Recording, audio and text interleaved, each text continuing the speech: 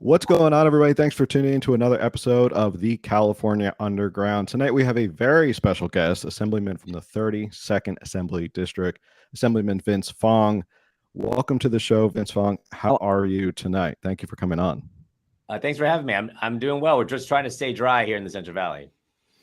As we are down here in San Diego, I keep feeling like I look out the window and it's raining again. And I'm like, where are we putting all this rain? We're going to talk about that in a little bit. But before we get into that, Camille, how are you doing tonight? The best and fastest legal researcher in the West. Good. Today's not raining, so I'm actually, as much as I love the rain, it's like the first dry day in months. I don't have to build an ark, so good. Yeah, and at this point, at first I was like, this is great, the reservoirs and stuff like that. At this point, though, I'm starting to see news stories about how it's not doing anything at this point. We're basically, there's nowhere else to put the water. Most of it's just running off. And like right there, Assemblyman, I know you want to, Sure. Where the heck is all this water going? Are we holding on to any of it, or is most of it just running off? Well, our reservoirs are filling up and at capacity. And you look at some of the like Sites Reservoir we needed, but if you look at Oroville, you look at Lake Success, Lake Cahuilla in Tulare County. I mean, we're busting at the seams. The challenge is that what did we do to prepare for this moment? You see the what's happening. I mean, I flew to Sacramento today. I drove back on 5. You see flooding in Tulare County. It's ground zero in the Central Valley. Levees are breaking. They're fragile. You've got farmers and good Samaritans like taking excavators and trying to shore up these weak points in the infrastructure throughout the state of California when it comes to water. And that's the frustrating part. Imagine if we had built Sites Reservoir. Imagine if we had built more, raised the dams. Imagine if we had fixed a lot of these conveyance systems. We would be moving more water. We would be storing more water. We'd be putting California on a better path when it comes to our water supply. Everyone kind of is trying to remember the drought from the past 3 years. And, we're coming out of it now, but we have such massive snowpack. And when it starts to get warm and it starts melting, I mean, that's even more water coming into these creeks and tributaries that haven't seen water in 5 to 7 years. And so we are now testing our levee system and our flood protection systems. Yeah, and I think it's one of those things that nobody ever thought about. We'd get this much rain. Now it's not only an issue of it's a lot of rain, it's where do we put it? It's now we have snowpacks. I read that we've had like 2 winters worth of snow in the Sierra Nevadas just this winter alone. And now you have rain on top of that snow.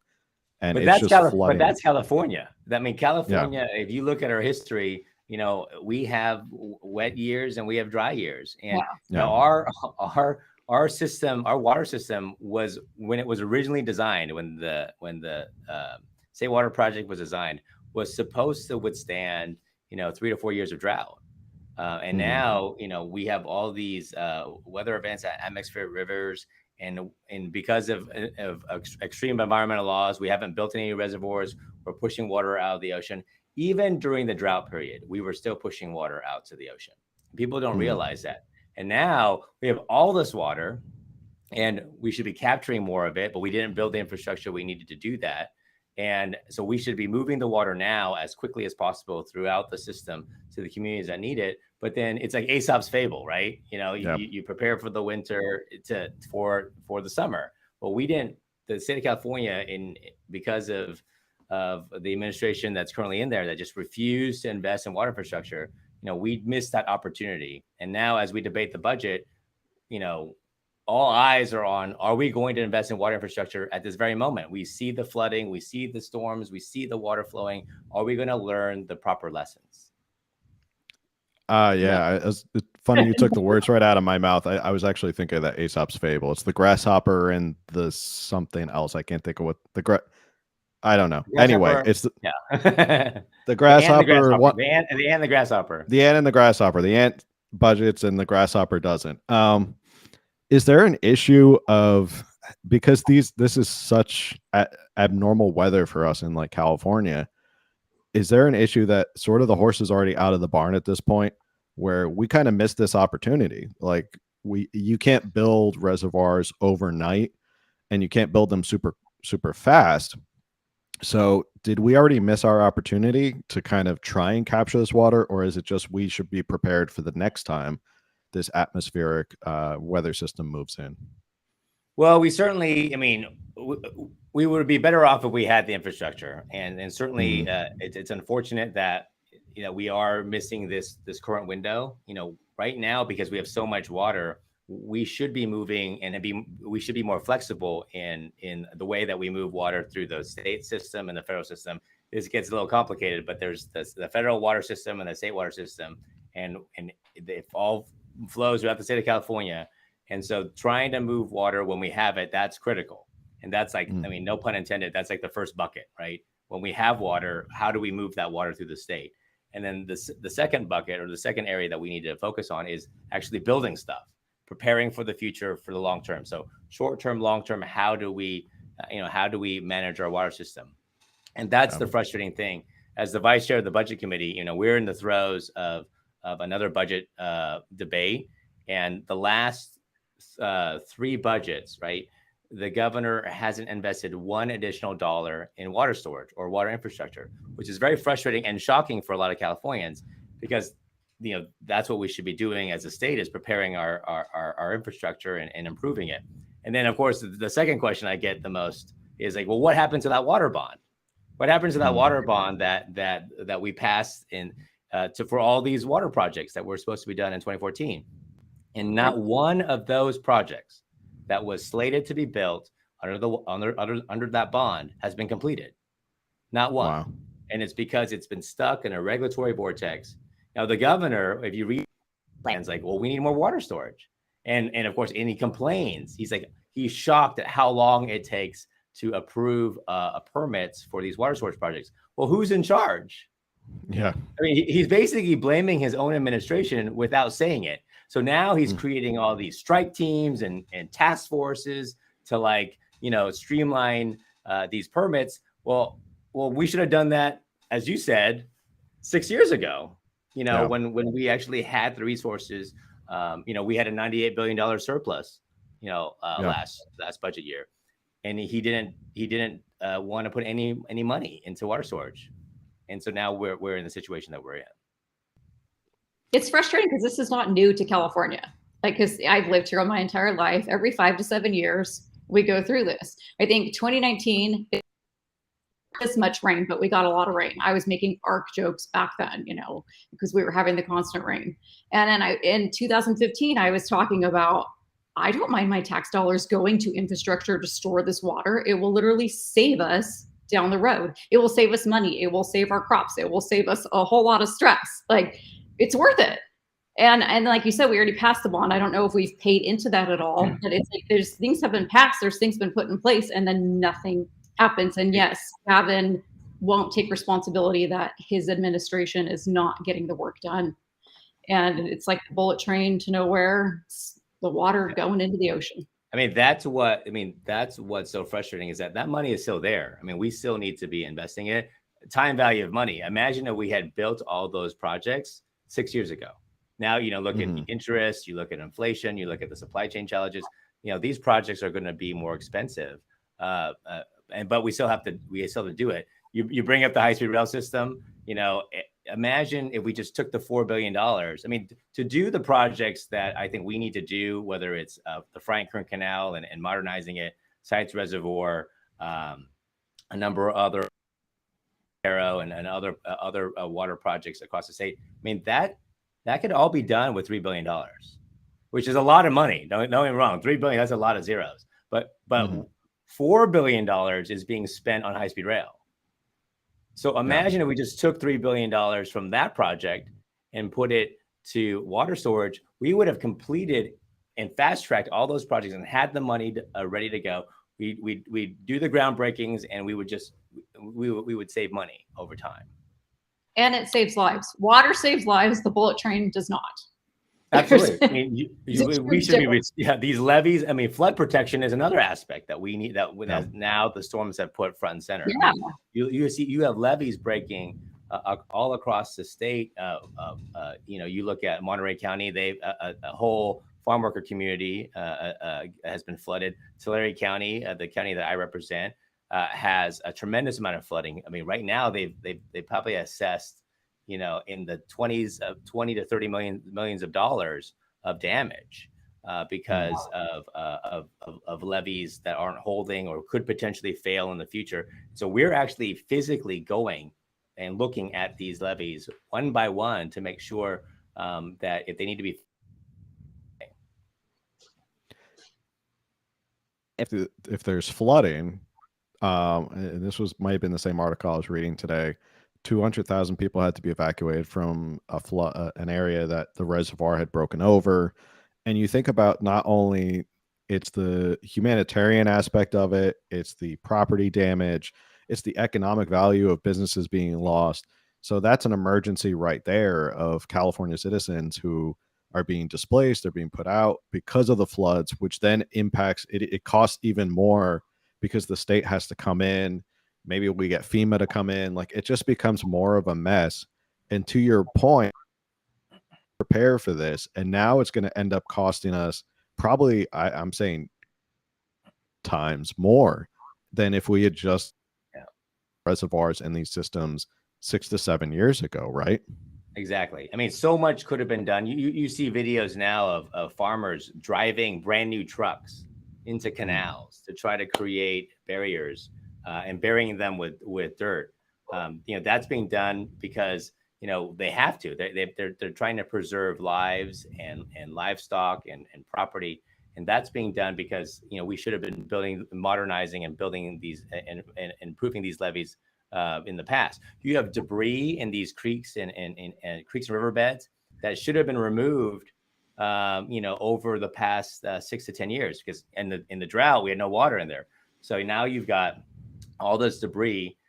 These water districts have been begging state agencies, let us go in and clear all this stuff out. And they were the agencies within the administration had resisted because of all these extreme environmental groups. Well, now when all this water is flowing through, where does the debris go? This debris is flowing through these communities, and they're breaking the levees, and they're breaking the infrastructure. And you have this is more than frustrating. And as you talk to these families who are evacuating these areas, what do you tell them? This is a lack of preparation from the state. And it always seems that Newsom always seems to show sites of disaster, and he always seems dumbfounded at how all this stuff happens, and he always seems to act like, well, I'm going to get to the bottom of this, and I'm going to be a leader on this. And looking at him going, well, aren't you the guy? What's going on here? Like, why are these things not happening? Why are we not fixing these regulations? Now, let me just say this: the Cal OES, the Office of Emergency Services, our law enforcement, our first responders, they're doing a tremendous job. They're going in, they're repairing the dams, they're repairing the levees, they're evacuating these communities. So, for all of those individuals that are going door to door to these neighborhoods and evacuating people and monitoring the mudslide possibilities and everything else, all of that work is being done. But we shouldn't have we should have been a bit more prepared for this point. Now that we are where we are, we have to learn the right lessons. We cannot, 5 years from now, if we are going to go through this again, then shame on us for what we should have done. We need to be investing in flood protection. We have to be building more water infrastructure. We have to be prepared to store the water for a future drought.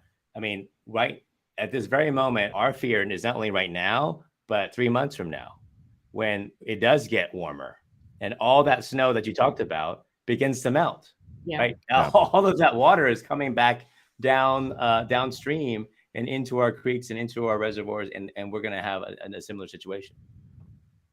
It feels like we're not going to learn, though. I mean, I just, like with the fires, you know, we talk about, we have these really bad fires, and then it's like, okay, well, we need to be prepared. We need to prepare, and then nothing happens. And in a couple of years, we're probably going to have these really bad fires again. Oh, well, back then we should have learned our lesson and done X, Y, and Z, and then we didn't, and then we're going to be in the same place again. I feel like in a few years we're just going to be in the same place again with the water. Well, I do believe that we are going to make incremental improvements. I think in the wildfire space, I think there is a consensus now on wildfire management and making sure that we remove the dead and dying trees. Now, are we still getting resistance from? Absolutely. But when I started my career in public policy, 18 years ago, right? Wildfire management was not the consensus. We were going through litigation, trying to get fire breaks done and everything else. Now the fight is, how fast can we get these projects done? Can we streamline the process? It's a whole different debate. Now, I don't want to go another 18 years to finish all these projects. The time is of the essence. And that, to your point, Camille, we need to exercise the political will.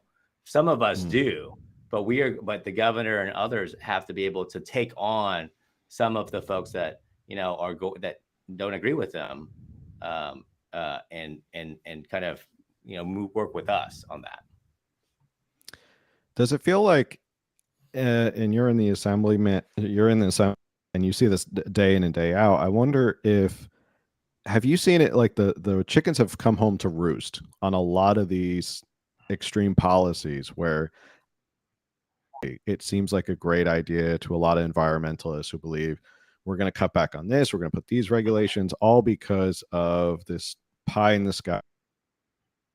We're going to save the planet. And I'm not against environmentalism. I'm not against protecting our natural wonders here in California.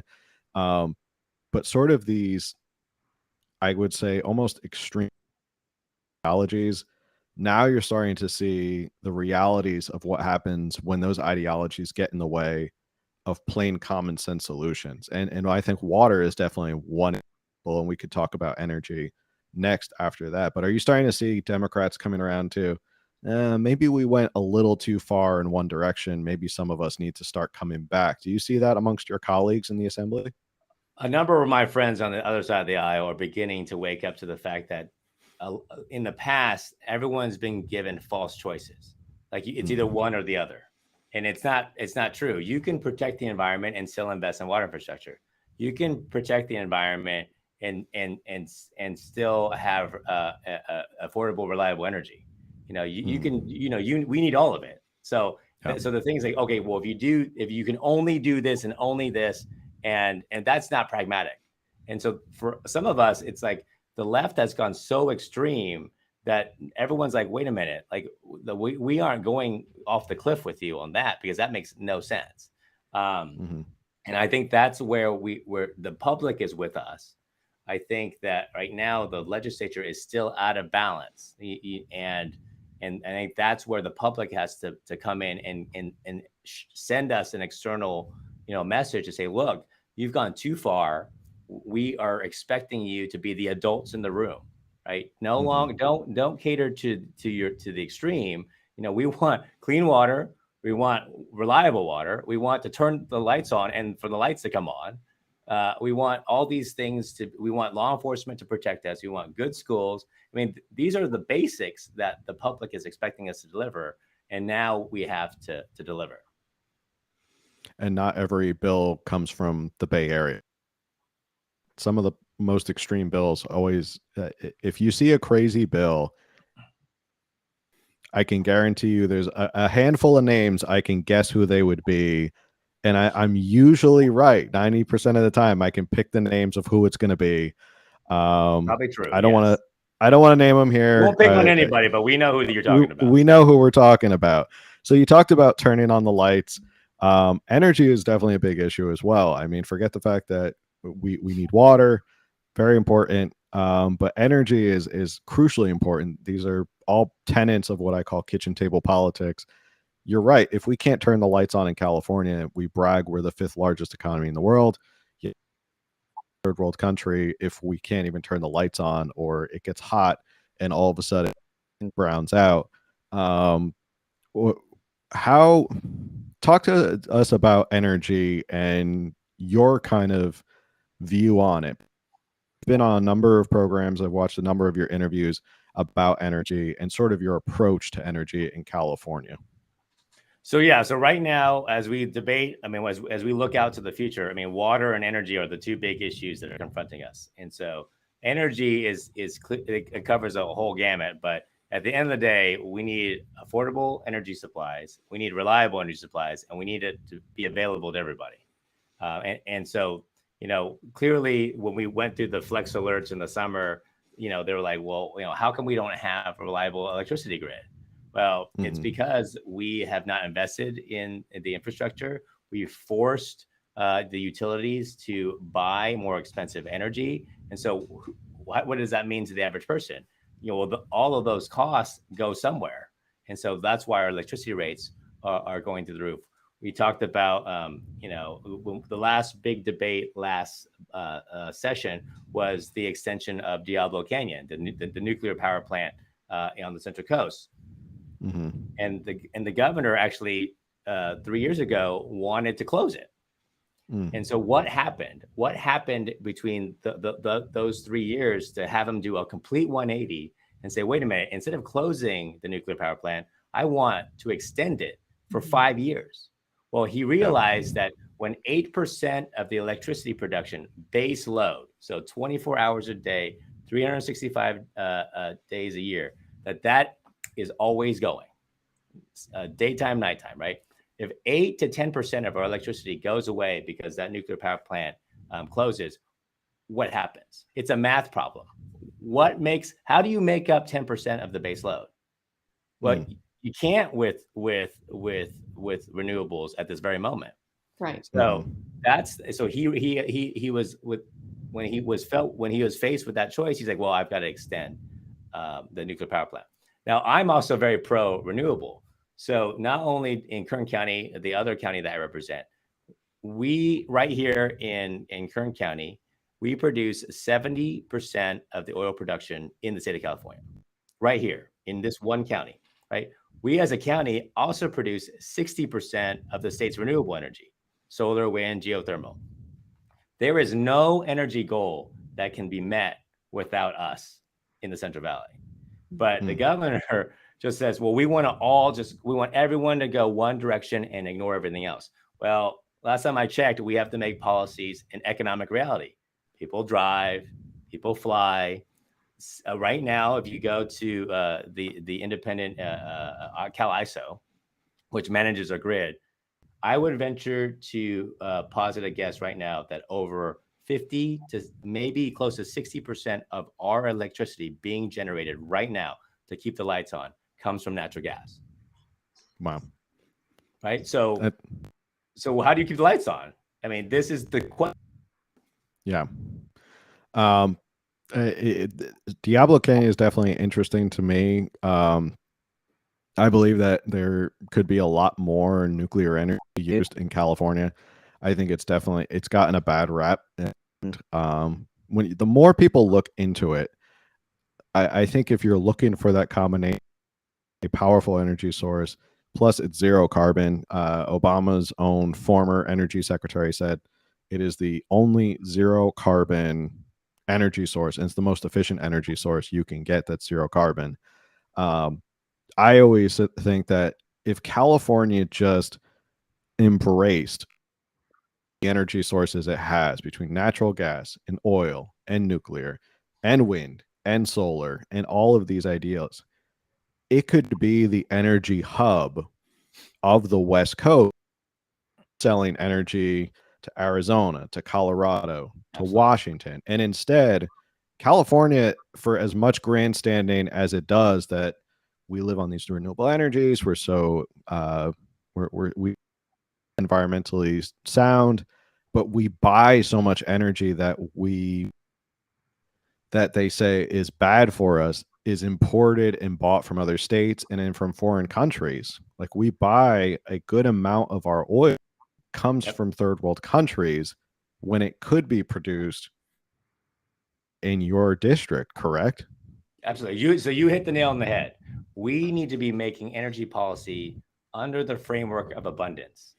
Like, how do we create more energy, and how can we do it right here in California? But the way that it appears that the governor and his allies make policy, in especially when it comes to energy, is based on scarcity. So when we have scarce amounts of energy, well, then we need people to sacrifice. And so that's what the governor is asking people to do. Flex alerts. Don't use your appliances. Don't charge your car. Don't do this. Don't do that. Turn down your thermostat, everything else, right? He's forcing every single Californian to sacrifice because he won't make policies to generate more energy. And then, oh, by the way, not only are Californians sacrificing and getting less energy, they're also paying more for it. So this is a very bad formula, that Californians are paying more for energy and getting less of it. And so that's the crux of the problem.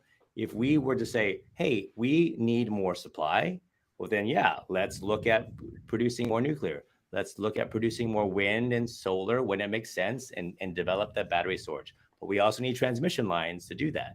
Let's produce more natural gas. Let's approve the permits to produce more oil so that we have more gasoline supply.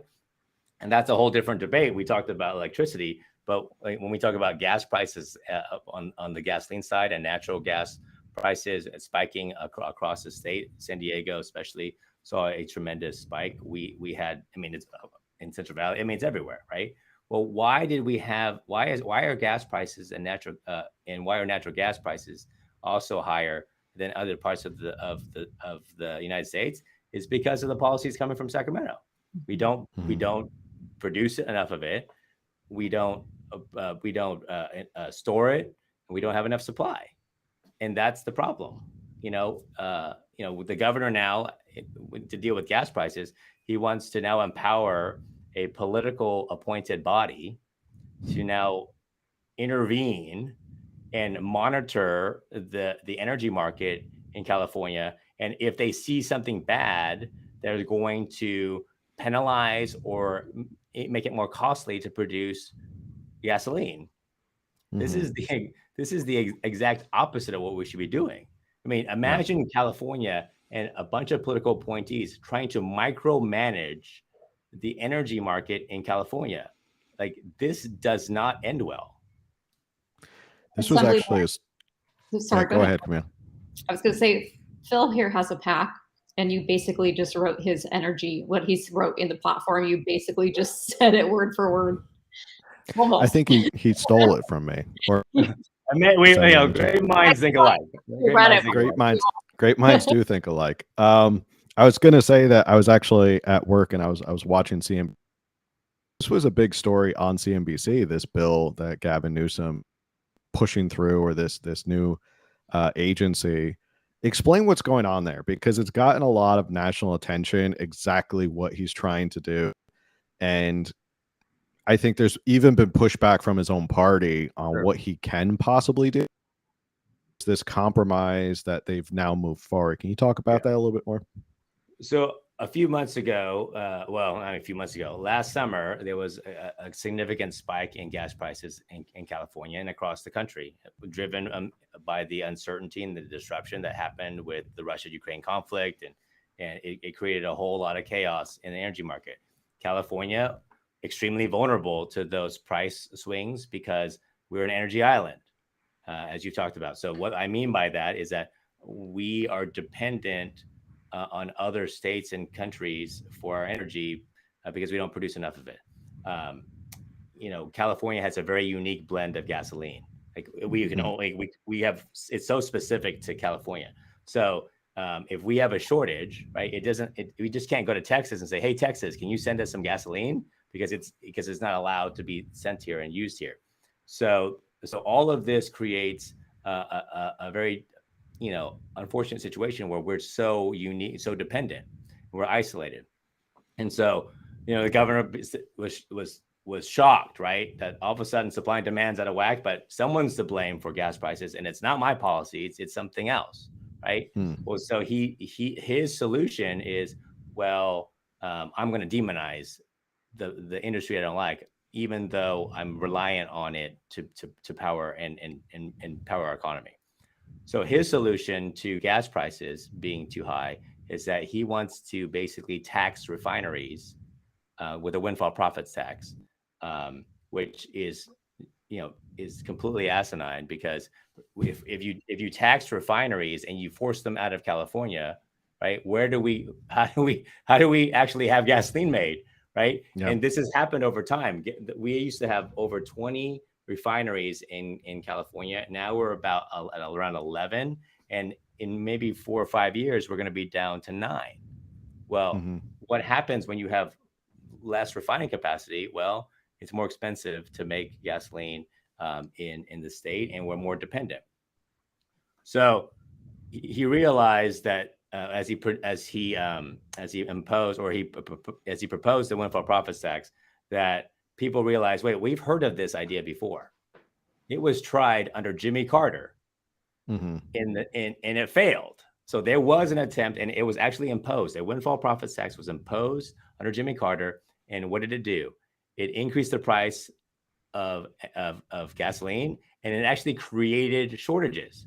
You read in the history books of how people had to like get in line and wait. You couldn't go to the gas station on particular days because you had to wait for your license plate number to be called because there was a shortage of gasoline. Right, all driven because of this policy. So as Democrats began to do some research, they're like, wait a minute, this windfall profits tax has empirically failed. It has never worked in any place it's been tried. So the governor pivots and says, wait, well, I won't do the windfall profits penalty. I'm actually going to create a politically appointed body within the California Energy Commission, and they're going to monitor the energy market. And if they see something out of whack, well, I'm going to have them tax energy production. So he's basically kicking it to another entity. At the end of the day, the result is still the same. It's going to increase the cost of production of energy in California. It's going to lead to less investment in refining capacity, and it's going to potentially lead to energy shortages. And oh, by the way, he did this all in the last 72 hours.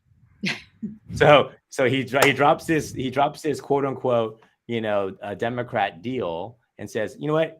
We're going to do this massive change to energy policy in California, and I'm going to give you 72 hours to review it, and we're going to just go. This is the worst policy, and it's also the worst process when it comes to actually trying to make good public policy.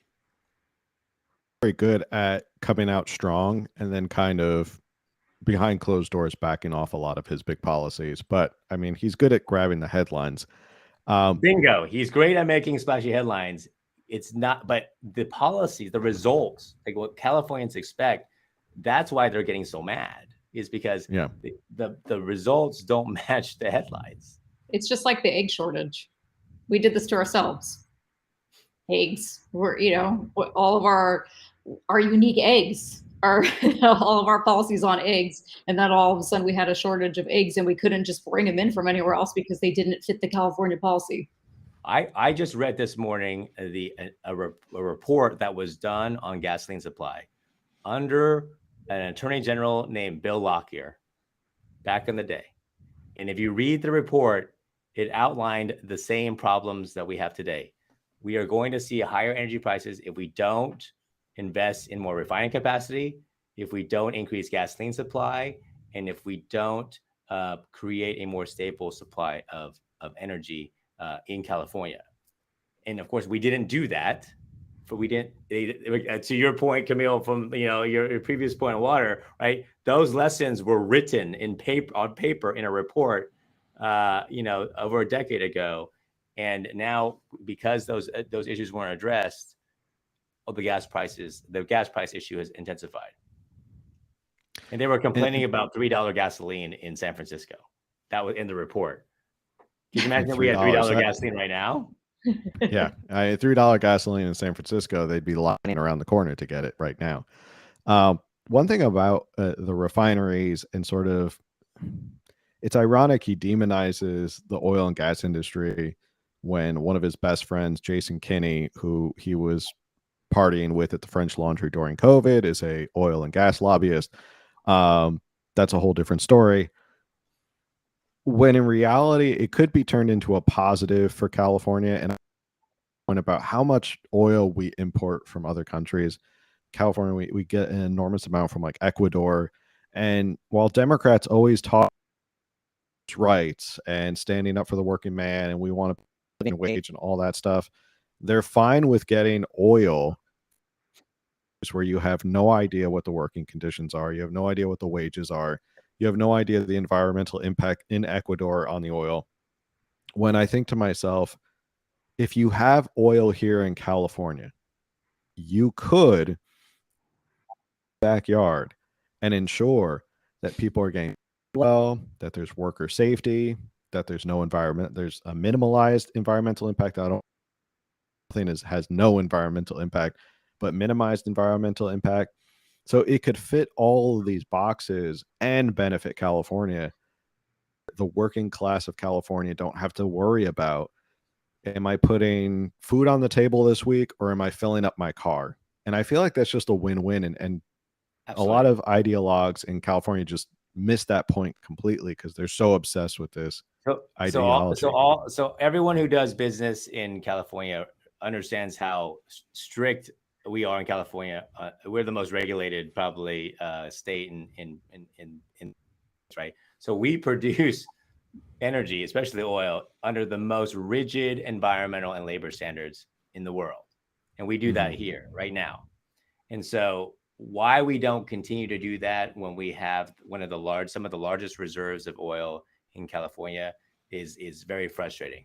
And to your point, if you look at the numbers, every single day to power the state of California, Californians consume 1.5 to 1.8 million barrels of oil a day. And we produce in California 340,000 barrels a day. And that number has gone down because the Newsom administration doesn't want to approve any in-state production, right? So where does that difference come from? Where does that 800, 900,000 barrel difference come from? As you said, it comes from Ecuador. It comes from Saudi Arabia. It comes from Iraq.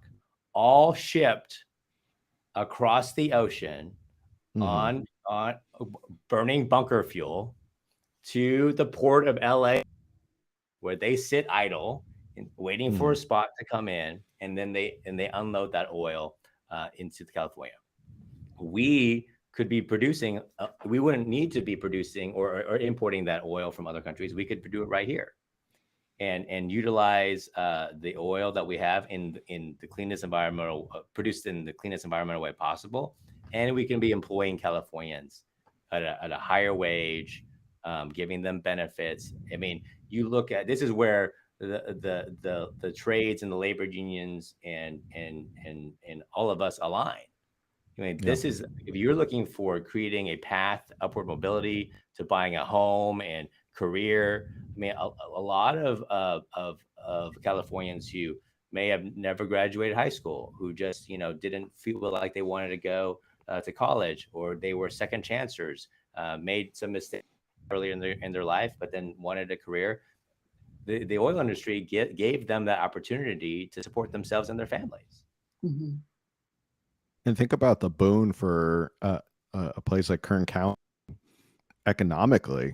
If you had all these oil jobs, and it's not just the people who are drilling, it's the people who have to be involved with the logistics and the accounting and the entire economic infrastructure that would then grow and boost the Central Valley, all these areas in Kern County, and create thriving neighborhoods of affordable housing and places where people could live, school, and create that American dream back in California again.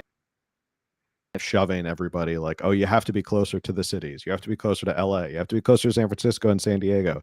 Like, it would be, it's like a whole sector of California geographically that could enjoy an economic boom just from this. Yeah. And let me throw this out there too. One of the biggest advanced technologies is carbon capture technology. We could actually capture the carbon out of the air and re-inject it into the ground, and utilize it not only for energy production or for any other need possible too. So if carbon is the problem, if the environmental groups say carbon is a problem, imagine if we could capture it, just take it out of the air. And what industry is investing the largest amounts to make that technology viable? It's the oil and gas industry, right? Imagine if we could produce oil and natural gas in California completely carbon free.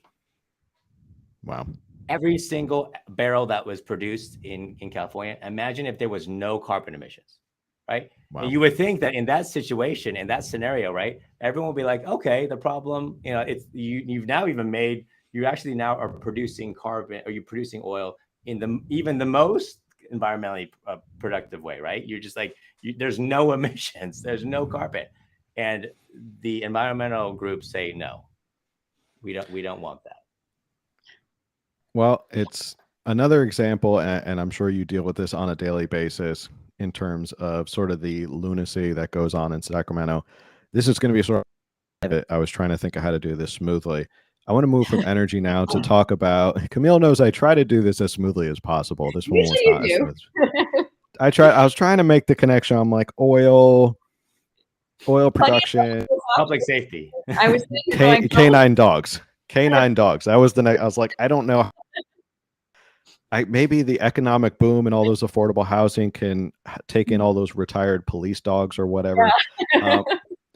But this new bill, AB 742, right? Is that the one where they want to ban canines for police?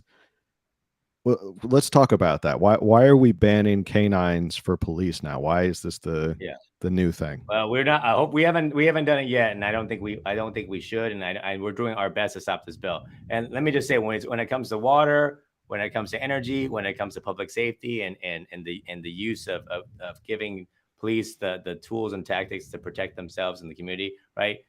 There are a lot of common sense ideas and common sense solutions. I would say that common sense isn't very common in Sacramento. And this bill is the clearest example. We have a legislator that literally wants to ban the use of canines in California to apprehend criminals. Mm-hmm. And so you had all this, focus in the last 2 years about how we need to give law enforcement the ability to de-escalate, to not use lethal force, to be able to interact with in very intense situations without protecting themselves and the neighboring communities, right?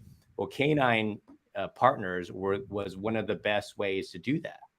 And it was in the data shows like the best way to de-escalate a situation where if you're trying to apprehend a criminal, most of the time, 90% of the time, a criminal will give up by a canine. So it's safer for the criminal, it's safer for the law enforcement community, it's safer for the neighborhoods that you're interacting with. And for some reason, we have the liberal answer to public safety and the rising crime rate is, you know what? We're going to take away canine dogs from law enforcement because we don't like them. And that makes no sense. And it's the most egregious idea you could possibly imagine. A public safety crisis we have in California, that this is their priority, and it makes no sense. I was digging into that one today and doing a little background research on it, and the data doesn't really match up with why there's even a bill on it. Like, I feel like I texted you about this today. Let me see. There is actually no explanation of how this bill right now is moving forward. I mean, I have no idea how this bill is moving through the legislature. Of course, the ACLU is, behind it in some forms, and they cited a study that was done. What was it? The Police Assessment Resource Center, PARC, which was a nonprofit that was the Franchise Tax Board suspended them back in like 2018. And so the study had to have been old. And then I did some further digging on the actual use of force. And out of, I think, 660 injuries when there was use of force in 2021, I want to say, 77 of them involved a canine. And then, like, it's just, they cite in this bill, it's because Black people have been historically attacked, you know, the use of canines dating back to slavery and whatnot. But when I broke down all the numbers, it was 9 people had injuries and or died from canine attacks. So of all the things, somehow they're demonizing the canines that weren't really hurting many people to begin with. I mean, this is, I think this bill not only frustrates, you know, our side of the aisle, it actually also frustrates the Democrats too, because that what we want is that we want to give law enforcement the ability to be more effective in policing and to de-escalate very dangerous situations. Mm-hmm. You know, Mhm. and so all as we all want to do that. I mean, as someone who's an ardent defender of our law enforcement, I mean, you have to make split-second decisions, you know, and the outcomes could be. I mean, you insert, you know, a law enforcement officer, and they're responding to either a domestic violence situation, they're a robbery or something. There's so many different variables. You know, we need to give every tool possible to have a safe outcome in that situation. And so to somehow say, well, we don't want canines to be used because for the date and because we think that it's this but the data doesn't conform with what the rationale is. I mean, it's just it's shocking to Californians who are listening. Like, wait a minute, of all the things, like if I went to the nearest Starbucks and talked to 10 Californians and said, give me your top 10 issues that you want the legislature to deal with, right? They would probably, right at the moment, it's probably the storms and rebuilding. Maybe it's gas prices, it's your schools, it's, you know, keeping the I mean, making sure their hospitals are staying open, you know, keeping their neighborhoods safe. We want good schools. No one has ever said, you know what, I really don't want canines to be being used to support law enforcement. Like, no one's saying that. It seems like, and I don't want to make this, again, I don't want to make this about race, but the fact that they sort of lean heavily into that, Mm-hmm. kind of odd, because I don't think the dog's necessarily racist, but it is, and they play with these numbers. Out, I learned in law school, we learned this class called risk management. Politicians, the press are very good at like taking numbers and saying, oh, this is like 3 times more than this. The number is 1 and the number that you're talking about is 3, then yes, it's 3 times more. So it seems like they like to play with these numbers and then lean into the issue of race, to kind of cross the finish line and say, we're doing something, we're doing this in the name of quality, as opposed to looking at it and saying, is this really an issue that's going to keep us safer? Like you're saying, is it overall going to keep Californians safer?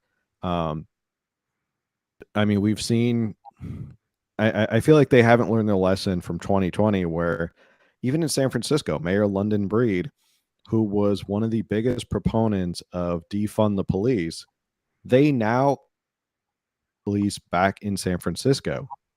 They did such, I guess they were successful in 2020 in defunding the police enough. They lost enough police officers.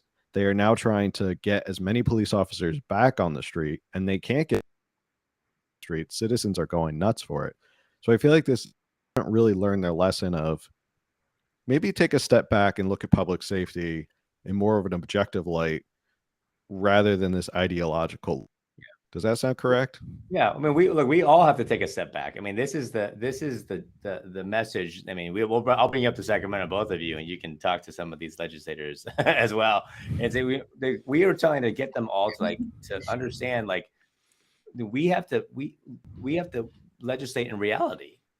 Like, you know, we have people right now in every community. There are the stories I hear about people who are victims of crime. You know, the smash and grabs in the stores, you know, being assaulted in a park, You name the behavior and the criminal behavior that's out there right now. I mean, we have to begin to wrap our hands around the fact that we have gone too far. California has gone so far to one extreme that there are no consequences. There is no accountability when it comes to those who want to break the law. Yeah. And so we have to bring back not only the rule of law, enforcing that and the consequences associated with that, but we also have to give law enforcement the tools to maintain safety in our communities, and to say that.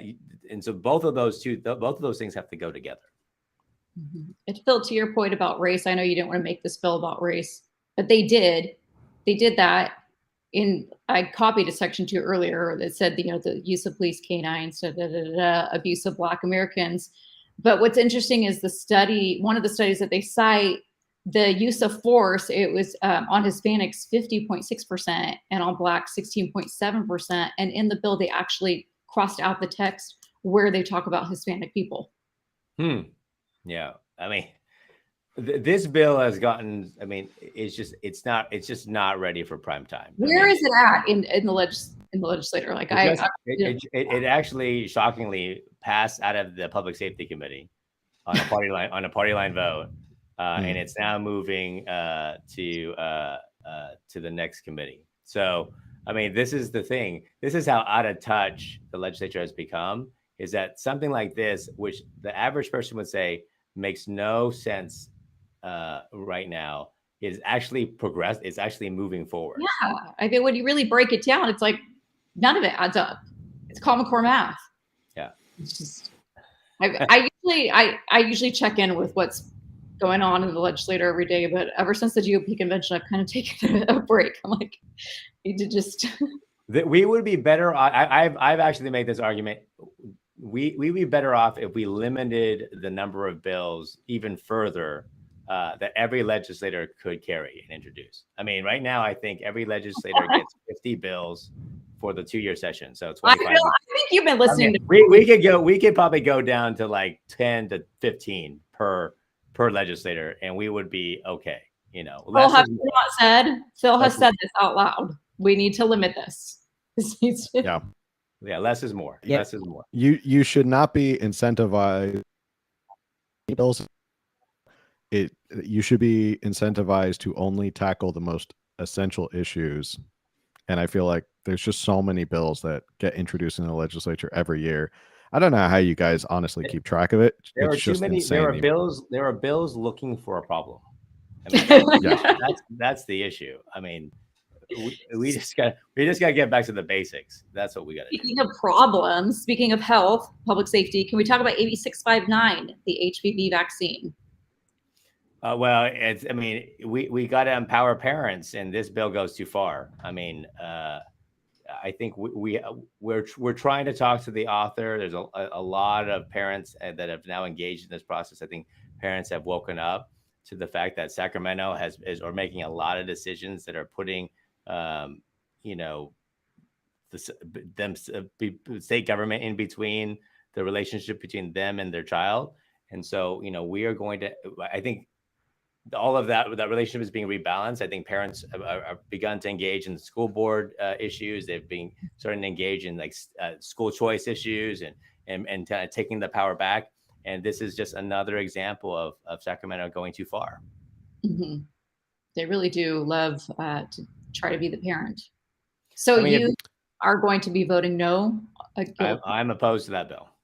Okay, good to hear. Someone in the chat actually brought this up. They asked, can the assembly member opine re 9, which was recently amended to require HPV vaccine for students to enroll in CSU, UC, and California community colleges for any new college enrollees 26 or younger. So that bill is being amended. I mean, that bill was supposed to have been heard last week, and then I think it's going through some amendments. So we have to wait to see what the amendments are. I think it's going to come up in a future health committee discussion. So, we have to look at. I mean, we read the bills. All of us should read the bills, and so we have to read the bills before we vote. But I mean, on its face, the original bill was clearly not a good bill. And now I don't know if it's getting better or worse, but we're going to have to look closely at what those changes are. How many of these bills, the last in a bill like this, how many? It seems like they get a lot of media attention. We try and do like a legislative roundup twice a year, like halfway through the year, and then sort of when the legislative session ends, like as it's coming down to the wire. How many just die out because behind closed doors, it may for a certain assemblyman or senator, but behind closed doors, a lot of people go, "Yeah, I'm not going to back this bill. I'm kind of back off that a little bit." Well, it all depends on the bill. I mean, like I think right now we are preparing to review about 2,600 bills in the assembly.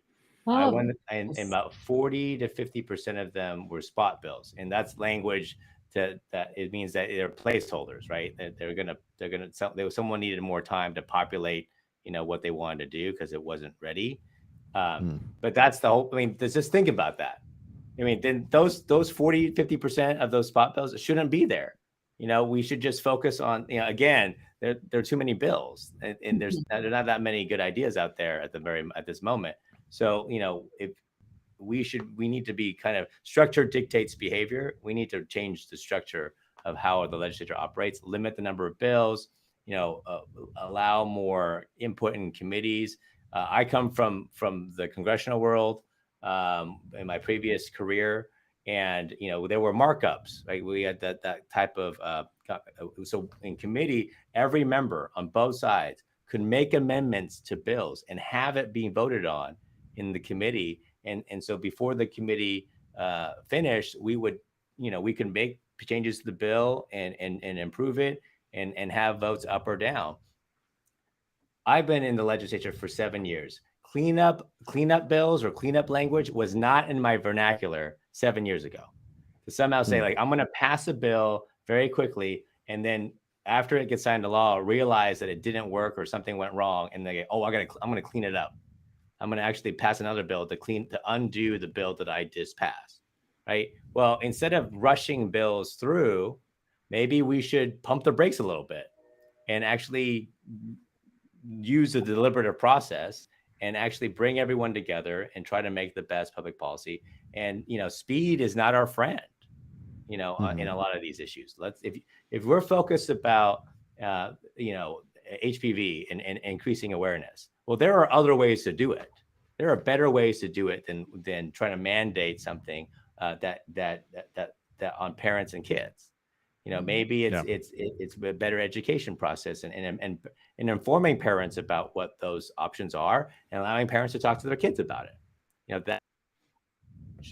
When it comes to public safety, when it comes to water, when it comes to energy, when it comes to homelessness, all of these things.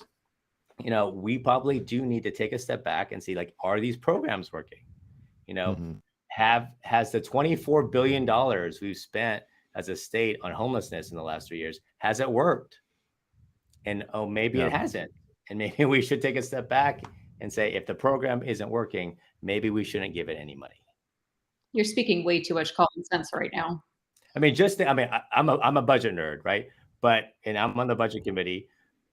In 2015, if my numbers are correct, the state budget was about $160 billion, plus or minus. The budget that the governor has proposed this year in his first draft is $297 billion. The state budget has more than doubled over the past 7 to 8 years. And has any of the problems in the state of California, have they gotten better? No. So that's the question. It's not a money issue. It's a results issue.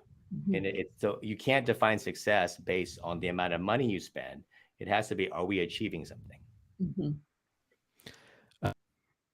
Question out of the chat for you, Assemblyman. Out of all the Assembly Democrats, what percentage would you consider are moderate versus far left leaning? That's a good question. It depends. Sometimes it depends on the issue. So there are probably moderates when it comes to energy. There's moderates when it comes to housing. There's moderates when it comes to like more fiscal taxes and tax credits and tax policy. You know, the progressive caucus. I'll just say this: the progressive caucus in the assembly starts at 20 votes. There are 20 people, 20 members, probably even a little higher. Some members are progressive but don't identify as progressive, but don't join because they don't want to be labeled as that. But I would say about 20 to 30 members of the legislature are probably progressive. So that, you know, so, and then I would say on the moderate side, I would say maybe there's like 9 to 10 true mods. And then when it comes to specific issues, it grows a little bit. Mm-hmm. Yeah, That's I feel like question. it. Yeah, because I always feel like sometimes I've done like solo shows or something. And I try to tell most of our listeners are Republican, right leaning, or libertarian or something. And I've tried to say in California with the jungle primary, sometimes it's not a bad idea to support over the far left lane, and sometimes Republicans and conservatives and right leaning affiliation exit the race when it becomes two Democrats, as opposed to stick in the race and maybe get more moderate Democrats to Sacramento who could help like get some of these more common sense issues across the finish line. I mean, that's I see people see it that way. They say like, I'm never going to vote for a Democrat. I'm never going to support a Democrat. So, well, the hard thing is that, you know, we need more balance in the legislature. And you know, for us, the moderate coalition, you know, we of course, some of us all want of the moderate, the true moderates to be Joe Manchin and be able to kind of swing, you know, everything back to the center. The thing is that there's the legislature is so out of balance that, you know, it's kind of it's a math situation, right? There's 18 Republicans. We have to get to 41. So now I have to get 23 Democrats to align with us. And there at times you could get 23, except for politics gets in the way, right? The speaker decides to engage in something, the governor engages in something. And so our 23 begins to shrink. So in reality, we probably need 25 to 26 because we know we're gonna lose some votes when the pressure starts to build. And so that's the dynamic. Imagine if they were 30 to 32 Republicans, right? Well, then I only need 9 to 10 Democrats that could, and that was the case, you know, maybe 10, 12 years ago, there was about 32 Republicans. So our you know, not to talk like pure politics, but at the end of the day, the way to change the state of California is that we actually have to bring more balance to the legislature. I swear you must be reading my mind. To our listeners, I try and tell that sentiment for years now, where I tell people, if you want the craziness to stop in California, you have to balance out the state legislature. Right. You're not going to win it overnight. We're not going to win a majority overnight. But man, if you get 15 Republicans, 15 to 20, whole state changes. Yeah. All of a sudden. And that's the thing. A lot of these bills, you know, that are getting through, I mean, they're getting through with 1 or 2 votes. So, you know, if we were at 18 and we get to 21, that's still a big move. 21 to 23, 23 to 27. I mean, every little bit is going to move the needle. And of course, you and I talked about this before the show began, right? All these issues that are confronting everyday Californians and what we're really focused on and what's really impacting us, they're out of Sacramento. I mean, these issues that are confronting us in our everyday lives, it's not, I mean, what's happening in Washington, D.C. is important, of course, and what's going around the world. But when we talk about like homelessness and public safety and supply chain and wildfires and drought and water storage and gasoline prices and, you know, all of that is driven by what's happening in the state legislature. Absolutely. And the governor, and what's happening in schools, what's happening in the classroom. That's not DC, that's actually Sacramento. and Yeah. getting more people. And as more people focus on what's going on in Sacramento, the more they're like, the more alarmed they become, and the more they engaged they become to want to change it. And I think that is our mission, is to get more people engaged in what's going on in Sacramento. And that's why I appreciate, your attention to all these issues. Well, we try. More and more people are starting to pay attention to it. So, and it definitely helps that we have assemblymen who want to come on and talk about it, because I think people need to hear your voice, and I think people learn more about what goes on in Sacramento specifically, and start to. It's sad that you could walk down the street and probably ask someone, well, who's your assembly member? A lot of people won't know. They have no idea who their assembly member, state senator is. They might just say whoever their congressional representative. So we definitely appreciate you coming. An incredible conversation. I don't want to keep you. I know you're very busy. You got those 2,600 bills to review. I mean, I'm an attorney and I read that much law, so it's too much for me to even think about 26 bills. But Assemblyman, thank you so much for coming on. I probably another 2 hours. I'll certainly come back on, and you're welcome to come down to the Central Valley, or come up to the Central Valley and hang out with us here. I was just going to say, open invitation whenever you want to come back. Let us know if you have a topic. I'm happy to have you come back on, talk more about it. Where can people come find you and support you?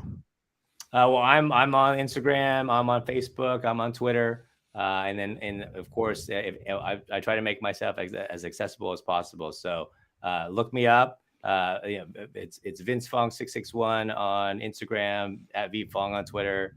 I'm on Facebook, so definitely reach out, check out what we are. We're not household names per se, but hopefully one day we will, in a good way. Excellent. Thank you so much. No, yeah, I was just saying thank you. I didn't know Camille had one more point to make. Yeah. And thank you to everyone who had tuned in every episode. Make sure you subscribe, like, share, review. And the best way to for free is to just share this with a friend. Send it to them by messenger, text, email. I don't care. However you just send them this show and say, hey, I think you'd really get a lot out of this. So that's the best way to support the show. So with that, thanks everybody, and have a good night. Later.